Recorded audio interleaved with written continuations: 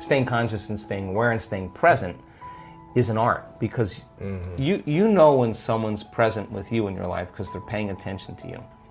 You know when they're not present with you because they're not paying attention to you. So imagine this field of information, this intelligence that lives within you and I, that's governing everything material in this world. It's a self-organizing intelligence. You have access to it, so you better get present with it as well as you can get present with anything else. And just because you can't see it doesn't mean it doesn't exist. Right. That realm you can't experience with your senses. You can only experience with your awareness. So then people have to take their attention off their bodies and go from a somebody to a nobody. Take their attention off the people in their life and go from that they identify with and go from a someone to a no one. Take their attention off the things in their life, their cell phone, their computer, their car, and go from something to nothing. Take their attention off where they sleep, where they work, where they're sitting, and go from somewhere to nowhere. Take their attention off the predictable future and the familiar past and time, and go from some time to no time. And now if you're taking all of your attention off of everything material in this three-dimensional reality, now there's only one other thing that's left. That means you're an awareness, your consciousness. And now that is the bridge, that is the door to the quantum field, and you can't enter the quantum field as a somebody. So if someone has spent their whole life working on having the perfect body, or so much so they have so much attention on their pain, where you place your attention is where you place your energy, it's going to take some work for them to take all of their attention off their body, right? Because they'll do it and then they'll go back, let's see if the pain's still there. Oh, the pain's still there. So it's a little bit of a waltz in the beginning, but as people start applying this, you start getting better at it. As an example, we had Bond University, university in Australia on the Gold Coast. Senior researcher took the large majority of my brain scans, and she had them analyzed by her graduate students, and they statistically looked at everything. One of the most startling things for the research team was our community's ability to get to that point where they're nobody, no one, no thing, nowhere, no time. And I'm talking 4 seconds. I'm talking 5 seconds. I'm talking 9 seconds. Just give me a second. I know how to do this. They've practiced it enough times that the creative moment is when you get beyond yourself, when you dissociate from everything known in your material world. Turns out when you do that and you start changing your brainwaves slow down into alpha and theta, you're suppressing the memory bank of the known self that keeps you plugged into three-dimensional reality. When you quiet down this mechanism, now all of a sudden you start connecting to that field. And when you can stay conscious in those subconscious realms, when you can literally regulate and change brainwaves, now you're in the operating system where you can make those significant changes. So we now know that when people apply the formula and they do that properly, now they're walking through that door where they're ready to create from. In other words, you can't create from the known. You can't create with your body. That's matter trying to change matter. And you can do it, it's just going to take a long time. Right. But when you create from the field instead of from matter, there's a whole different set of dynamics that takes place. And why not push that envelope to see, okay, if we've done this, is it possible to do this? As an example, we do these wonderful healing circles where you see these dramatic, instantaneous changes. So the person who's healed themselves of some health condition, when it comes time to heal somebody else, they're going to say, well, now I understand the science, I understand how this all works, I know how to get beyond myself, I know how to open my heart. They start piecing it all together. Let's take the formula to the next level. Now they witness a significant change in a person's body in real time, right there. So then the next question is, okay, like this happened many times. As an example, the woman who was at the event in Mallorca, Spain, her brother had a massive stroke in Colombia, and she went back to Colombia, and he was in a coma for 2 weeks. She called up the healing circle and said, hey, can we do a healing on my brother? Now, if you're playing by the rules of Newtonian physics, three-dimensional reality, you're going to say, well, you need to be in front of the guy in order to heal him. But if you understand there's no separation in the quantum, that everything's connected when you're in that place, so wouldn't that be the next application of the formula? So they go over the science, they get it. Okay, we just need a picture of him, and that's our coordinate. And if we're in the field, sending a frequency to that coordinate. yeah, but you're not sending it anywhere because there's nowhere to send. There's no space and time there. Connecting to You're it. connecting to it, exactly. That's a great way to say it. In 1 hour after that coherence healing, he comes back to consciousness. Wow. Now, that's the extension of where we're going. You see, now we're progressing. A woman who was in one coherence healing group was a pediatric nurse in Children's Hospital in Seattle, and again witnessed the amazing miracle after our event in Toronto. She comes back, and there's a little, they call them friends, there's a little guy failing. Doctors hit him with the paddles, they use all the drugs to bring him back, and they walk out of the room, and they say, we lost him. She walks over, puts her hands right in the field, and this kid comes right back online. Doctors are like, what was that?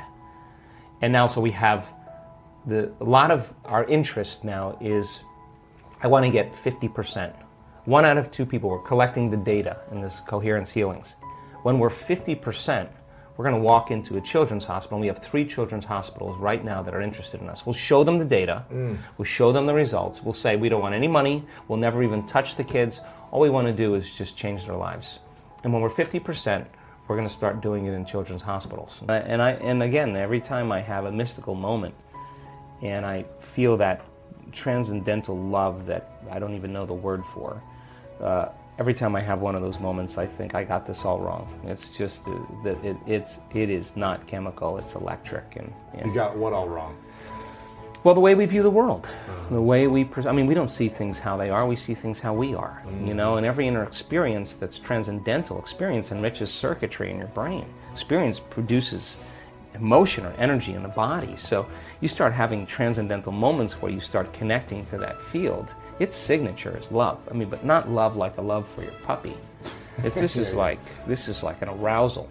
This is, I don't know the other word, but bliss. Spiritual arousal. So yeah, and we have the evidence. We can say, oh, watch this person's brain. And scientists are studying our work. I'll say, oh, watch, she's going to pop in a few minutes. What do you mean? Just watch, she's going to pop. And all of a sudden, this person goes into an arousal. The sympathetic nervous system is so switched on, but the arousal isn't like an arousal from the environment that produces anger, or aggression, or fear, or anxiety, or pain, or suffering. That's survival in the environment that produces the arousal. This arousal is coming from energy in the body that's moving up into the brain, and the arousal is bliss.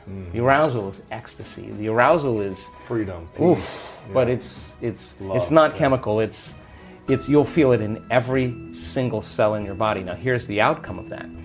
The outcome of that is that when you open your eyes and some conditioning, some layer has been removed, your spectrum of the way the world looks broadens now, because now you're wired to perceive what's always existed, but you didn't have the circuits in place to perceive them. So then it's the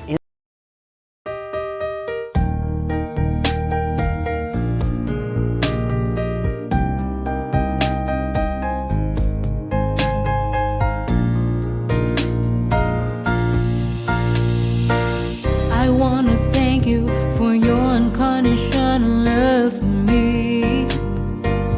You are the most beautiful thing I have ever had in my life. You are the reason, that's why I am living in this world.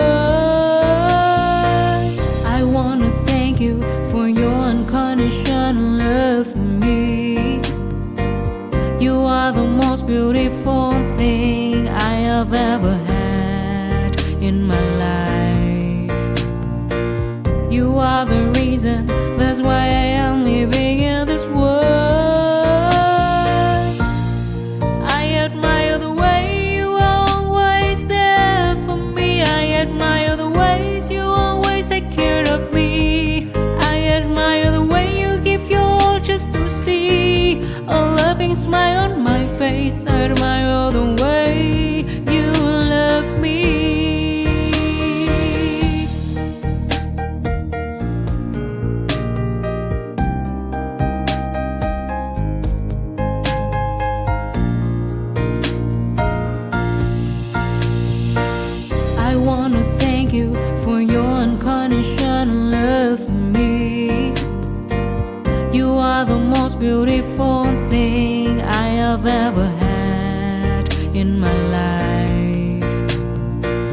You are the reason, that's why I am living in this world. I admire the way you are always there for me. I admire the ways you always take care of me. I admire the way you give your all just to see a loving smile on my face. I admire the way you love me. I admire the way you are always there for me. I admire the ways you always take care of me. I admire the way you give your all just to see a loving smile on my face. I admire the way you love me.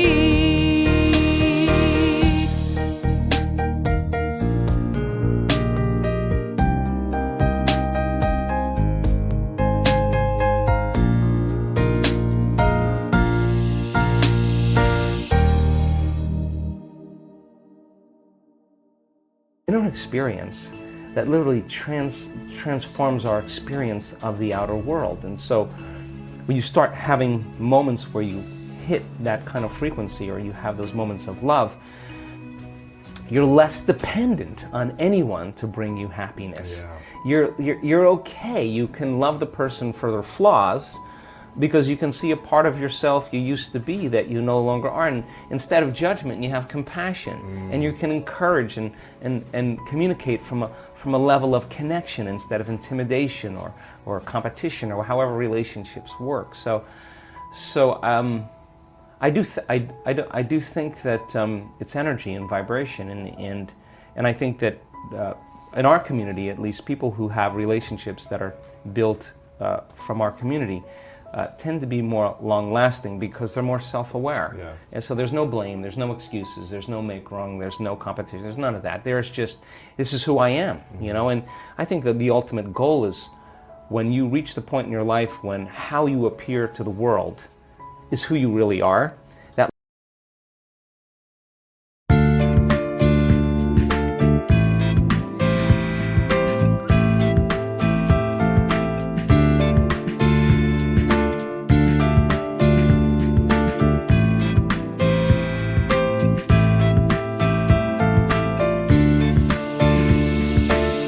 You have changed my life with your words and motivation.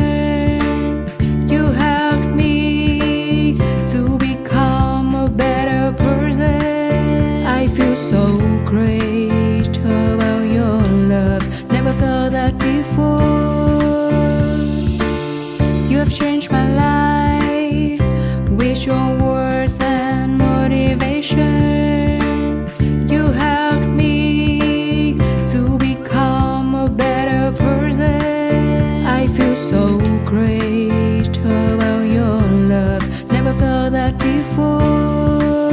You are not only good by heart, but you also have a good soul. I'm lucky to find someone as wonderful as you are. I am so thankful to you for coming in my life and making it so nice.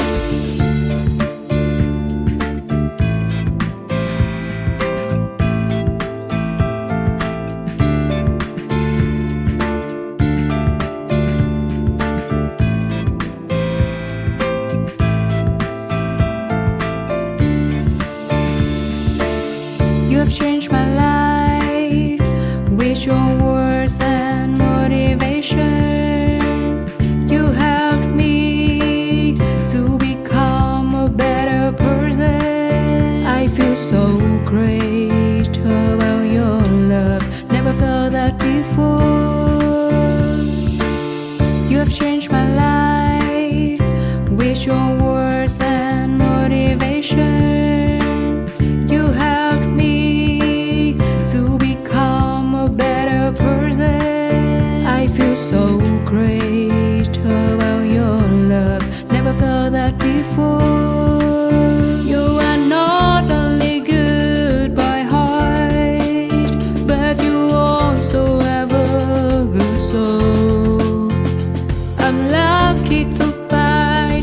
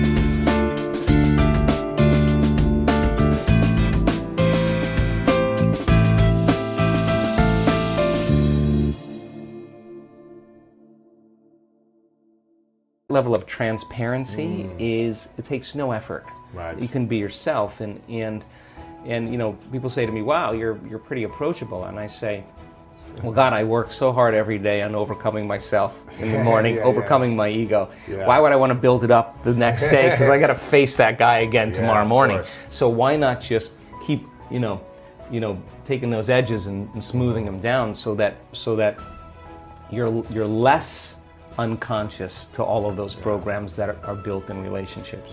I hope you loved this amazing and inspiring speech by Dr. Joe Dispenza. I'm sure you'll be motivated to apply this advice to your life and find the courage to start making changes to step into your desired future. It's all about you. We are continuing with our daily practice of completing the inspiring quotes. In the previous video we were looking for 2 words of Joe Dispenza's quote.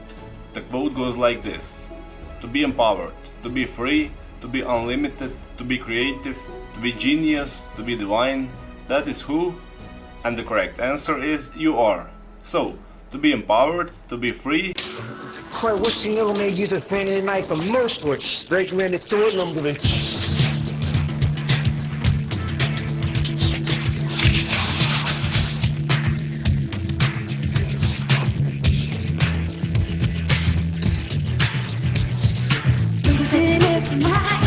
Every local is there to try.